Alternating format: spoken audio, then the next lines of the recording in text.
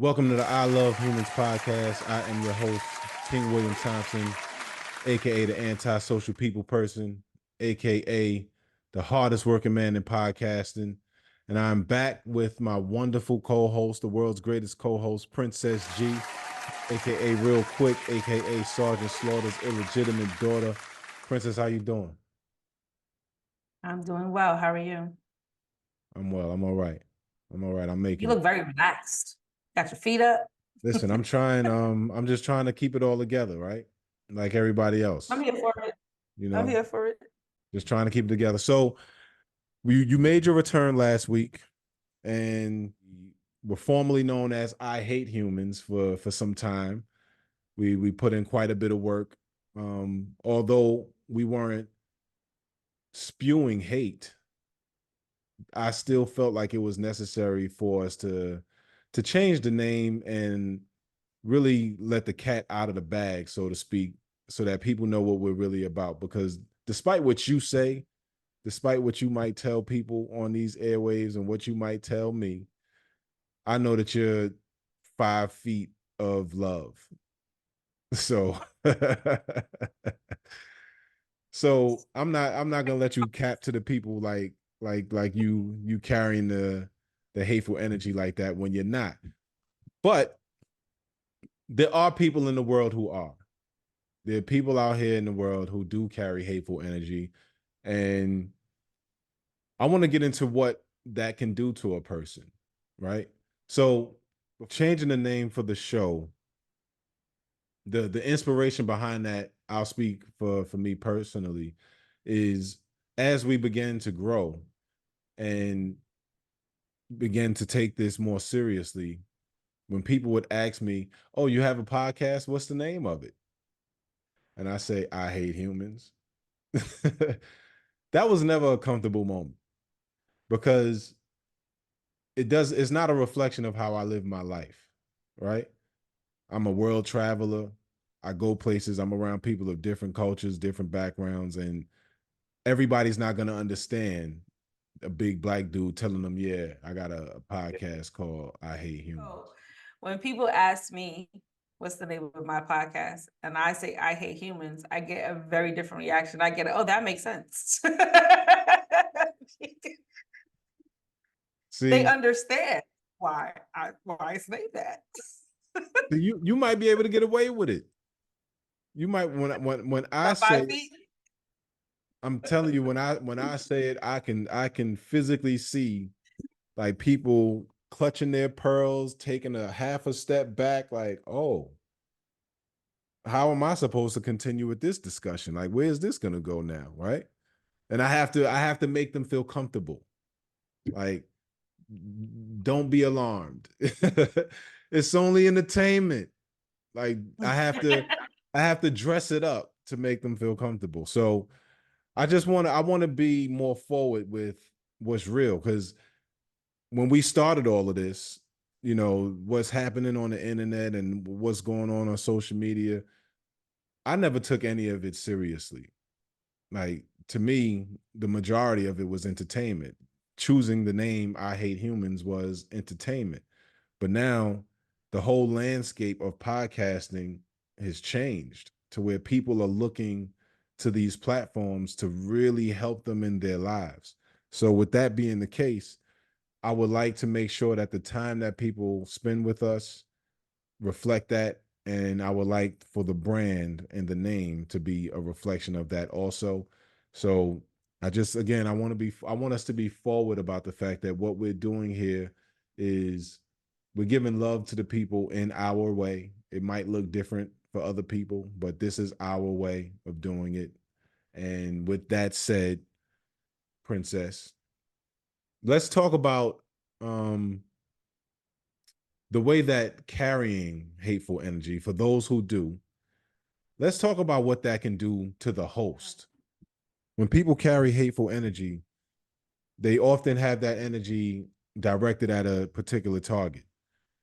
But oftentimes, the person who's carrying the energy ends up being most negatively affected by it. So I just wanted to, first of all, I wanted to ask, is that fair to say? Is that a fair assessment? Yeah, I think any emotion, so let's be clear, right? That's not just about hate, but any emotion you carry is going to far more affect you than it affects anybody else, because it's literally what you're carrying in your body. Emotions are literally something that you're feeling. So what you're feeling is going to have far more effect on you than it has on anybody else. Unless you put those feelings into action, and that's a whole other conversation. Yeah, we talked about that yesterday. I want you to take the reins here, because you're the professional. You've done a lot of the research. You're the professional here. You've done a lot of the research. What does research say with regard to people who carry hateful energy?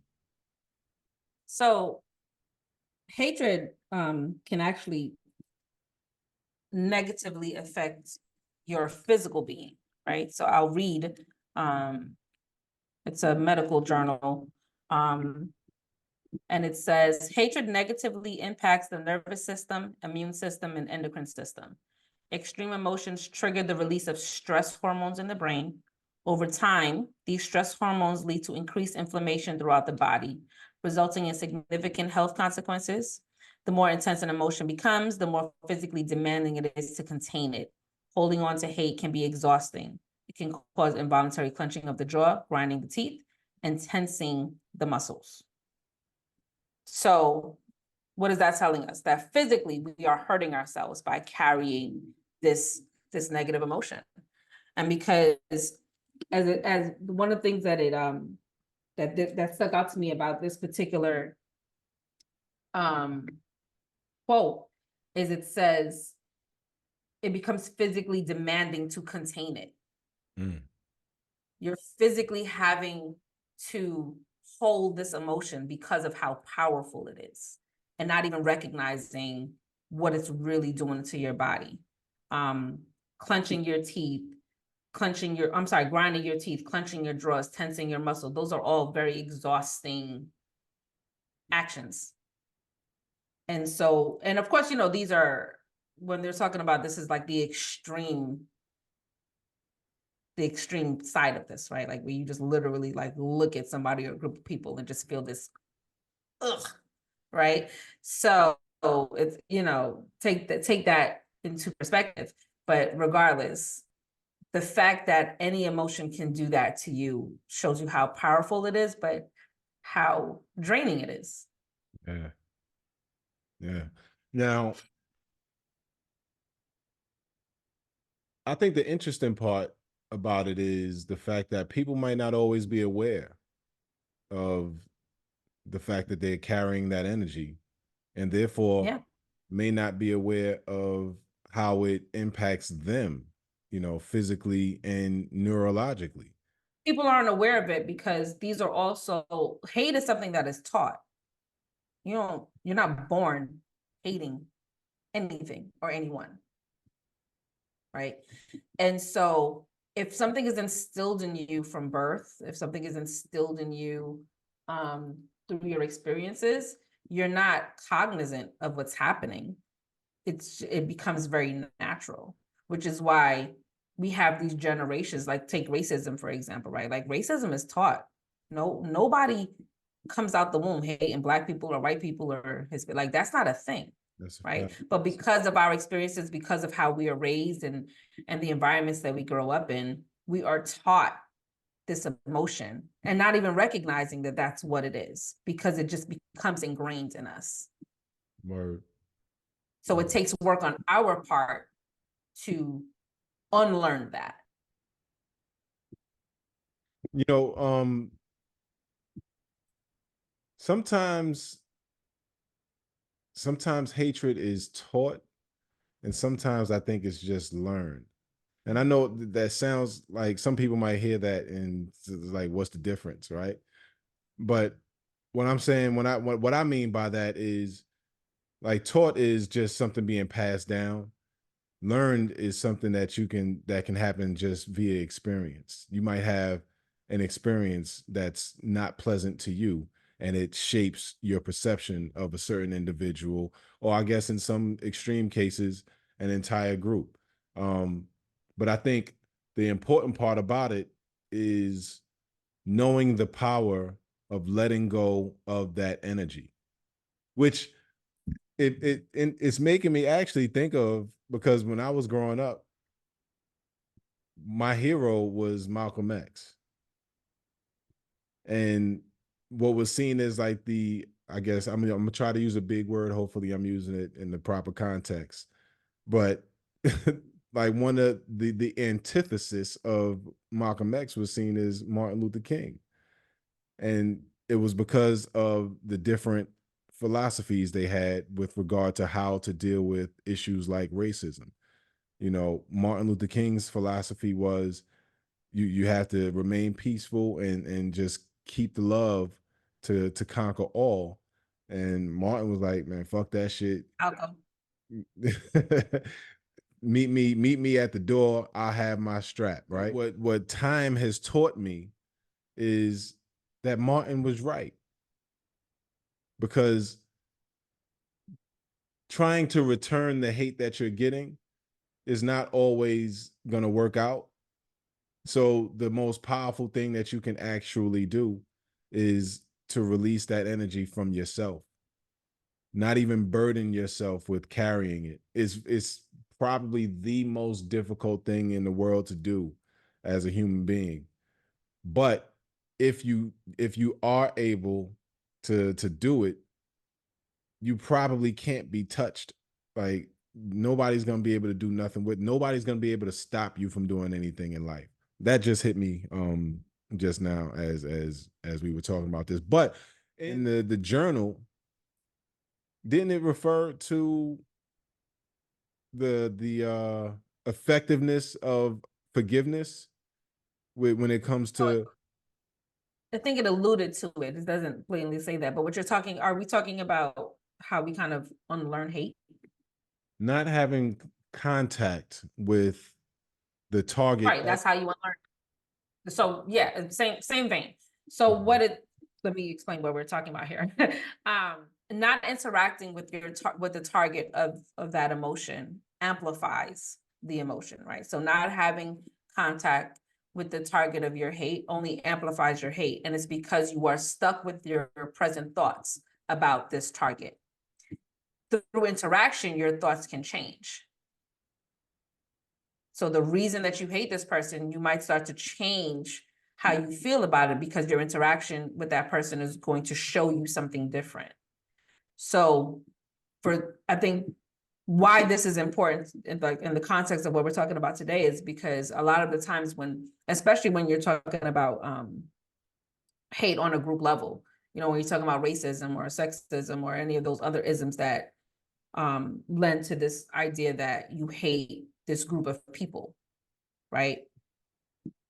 When you're not interacting with those people, you're amplifying that because you don't have another thought about that group of people. You're stuck with your feelings. Through interaction, you can start to see that some of the things that you may thinking may not be just, they may not be true, they may not hold water for every single person in that group. And so it can start to change how you view and therefore reduce the hate that you feel. I think that once again, it becomes something that's challenging for most people to do.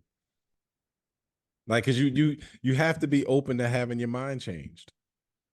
Ah, now there's the hard part. There it is. When it's ingrained in you, you feel like you're right. You are justified for this. And so, and that's with anything, this is not just hate. This is any real feeling that you have, anything that you feel really strongly about. 9 times out of 10, you are 10 toes down in that. And so in order for you to be able to move through that, you have to have some level of conversation, some level of interaction so that you can start to change your mindset. But that requires you to give people the opportunity to do that, to help you through that. And a lot of the time, when just as human nature, when we feel how we feel, it's gospel. But let me be the first one to tell you, your feelings are not gospel. You're entitled to them, but it does not mean that what you're thinking is true. Facts. So we have to get out of that. We have to get out of that mindset that just because I feel it, it makes it gospel. That is not a fact. Sorry to burst your bubble. But you know what I think? What I think people do need to understand and accept is your perception is your reality. It's not everybody else's. Correct. Because I think that's the thing that people get mixed up is they don't understand just how powerful this thing is. Like they really don't comprehend just how powerful it is. So if you feel a certain type of way and you feel it strongly enough, you're going to see everything that proves you right. Yeah, everything becomes evidence of your thoughts. That's a And fact. and it's really just and this is this might be the professional thing that you like to point out, right? But that's it's literally it's called it's cognitive reframing. How you view something completely in directs how you act towards it, right? So if your mindset is this group of people does X, Y, and Z, then everything you see, everything you touch is going to lend to that. You have to start to change your cognitive view, change the way you think about it, give yourself the opportunity to think differently versus just kind of sticking in this is what it is because this is what it's always been. People change. You have to give yourself the opportunity to see that. Yes. And on that note, what I want to do, um, I want us to share from our personal experiences. I'll start with me. I'm not gonna put you directly on the spot, but I'll start with me. Um, because in my lifetime, I've had issues with people where I've put them in a box, right? They where they might have made me feel a certain type of way. And usually it's something that involves being hurt in some type of way, whether like emotionally. And as a way to protect myself, I'll put them in this box. I can't trust you. I can't let you get too close to me because this is what the result is going to be. What I've learned from this discussion is that's actually the opposite of what I'm supposed to do. I'm supposed to give grace and give an opportunity for a person to show that they have changed. Like, there's one thing for it to be like a person's perception of a group. I think in certain circumstances, it might be pretty easy to avoid a group of people if you know that you don't care for them and you want to keep them in that box. But I think there's also a dynamic where it's people close to you. You might develop a certain perception of someone close to you, and it might not necessarily be about hatred, but it just may be the way that you view them, and you're not giving them the grace and the wiggle room that they need to show you that they're growing and they're making improvements. So all that you see are the the negative things that reinforce, the box that you've already placed them in. Speaking, if I can be a little bit transparent, as a child, I grew up with a man in the house that wasn't my biological father. And from the time I met him, from the first day that I remember meeting him, I did not like this man. And I would say as a child, I gave him a chance to prove me wrong. Or maybe I thought that I gave him a chance. Now that I'm learning new information, maybe I didn't give him as much of a chance as I thought. But I felt that I gave him a chance to prove me wrong, and he proved me right time and time again. So by the time I was a teenager, I was cemented in my feelings towards this dude. And at that time, I would say I would acknowledge the fact that I hated him. Like I did. And there was nothing positive about the situation. Not for myself, not for my mother, not for him. It was just bad all around. So now that I'm an adult, I can look back on that situation and think to myself, well, damn,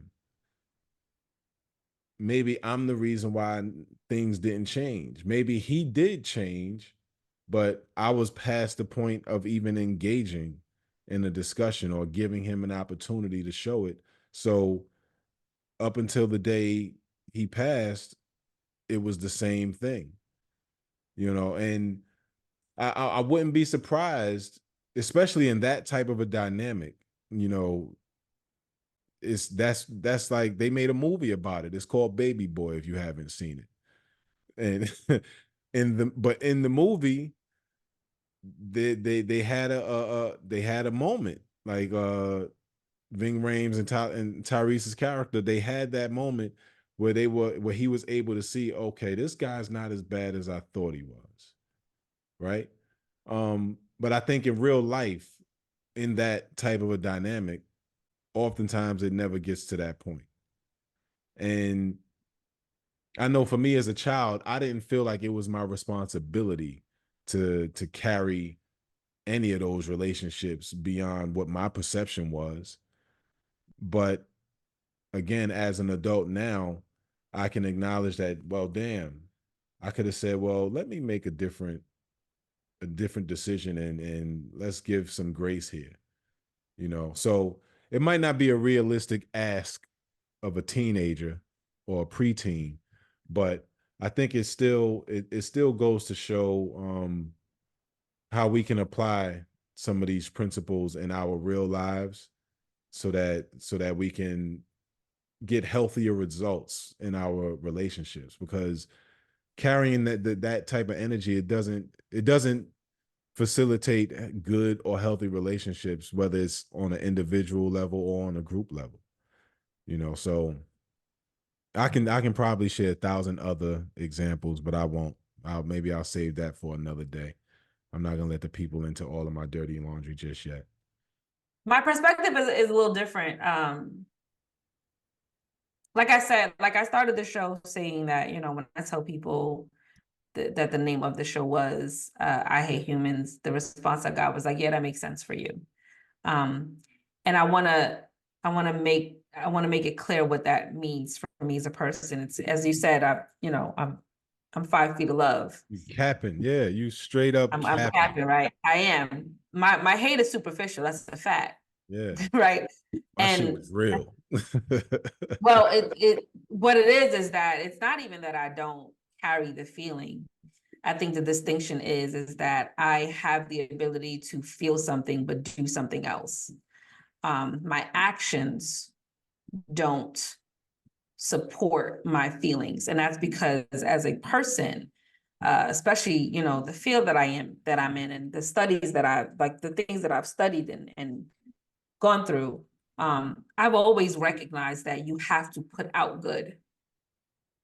I think so. That's what I'm constantly trying to do. I'm constantly in the space of trying to take care of the people around me, trying to make sure that I am doing everything that I can in order to be a positive source for others. The reason why I always go back to I Hate Humans is because of the disappointment that I get from those interactions. It's not readily um, reciprocated. People don't appreciate, and this is not just my experience, right? But just in general, like, people don't appreciate the good that people do. People don't appreciate the ways that people come through and step up, and stuff like that irritates me, right? Like, I feel like you have to give what you are expecting of others, and I don't see that a lot in our worlds, personal, social media, just in general. Like, people are just constantly in this space of, let me see what I can get, or let me, and I think I said it in the last show, right? Like, I want to get as much as I can with doing as little as I can, Right. and I don't like that. Like, that is why I hate humans. I feel like we as a people in general, black, white, green, yellow, whatever, we do not take time, that's on a very general basis, do not take the time to take care of each other. We're too busy trying to figure out how to hurt each other. So my I hate humans is not because I really hate them. I don't. or let me rephrase that, sorry, I do hate them, but I don't carry the energy. I'm never going to do the things that support hatred because I don't, like you said, I don't think that's not how I'm going to get my blessings at the end of the day. Right. And I'm a blessed child of God. Yes, you are. So, um, that is my experience. It's not that I actually want to put out that energy, but I do feel it because of what I see. Like I'm disappointed in humans. You know, I want to just interject for a second and say people like you make it difficult because you set the bar so high.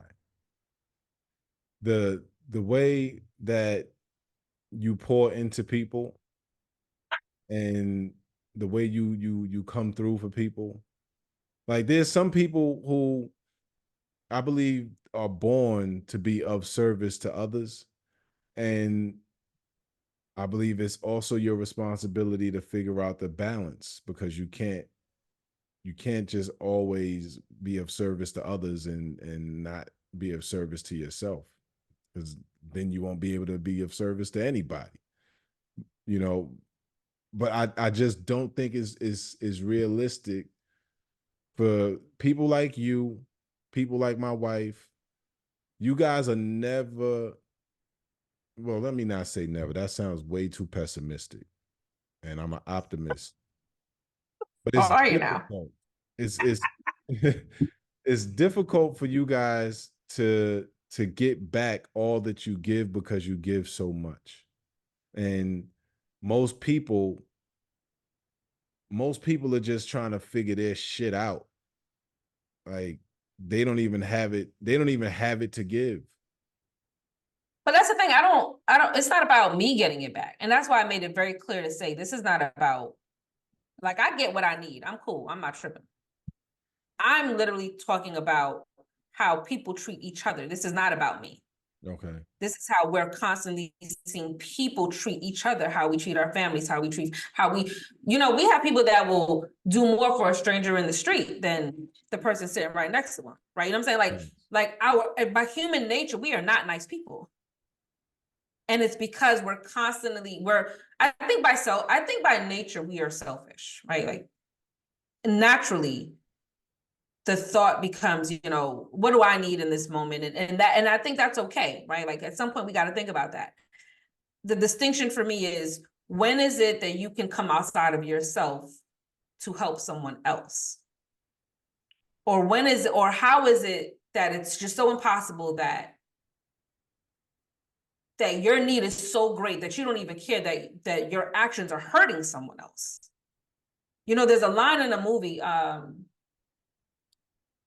Almost Christmas, and they were at this homeless shelter, and the motto of the homeless shelter was, if you can't help people, at the very least, don't hurt them.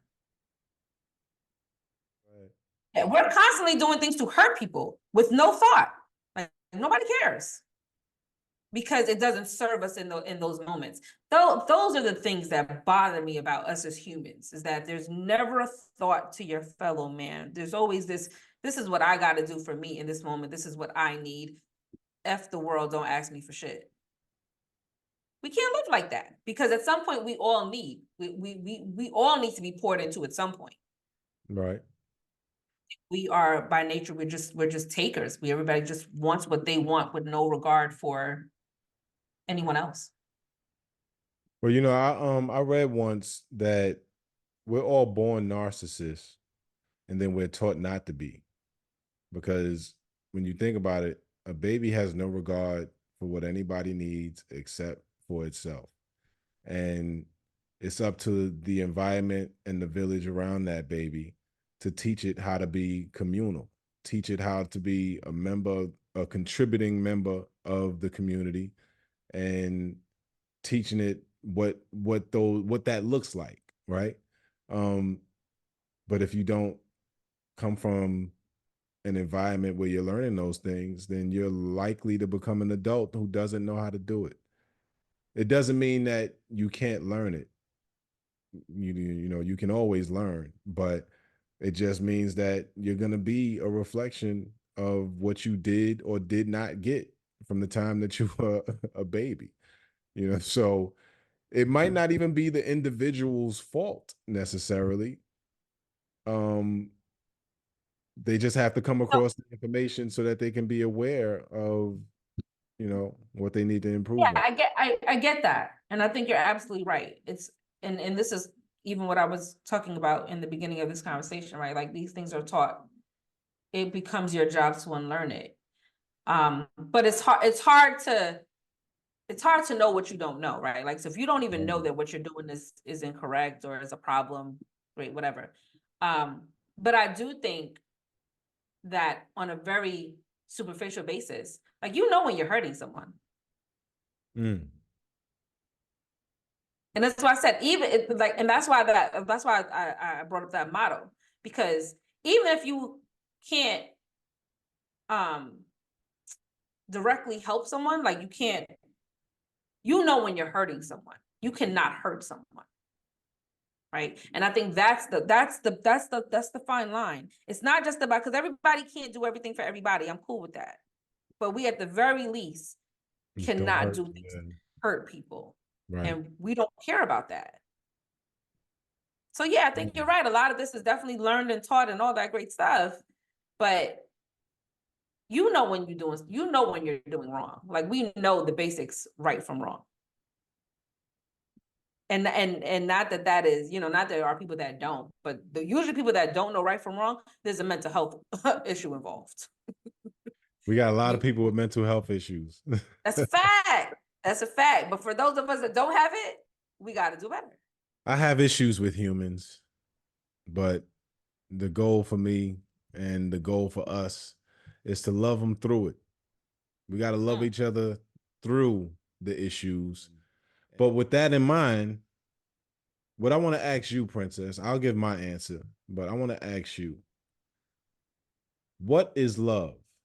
Hmm. I knew that. I knew that's where we're going with this. I don't know.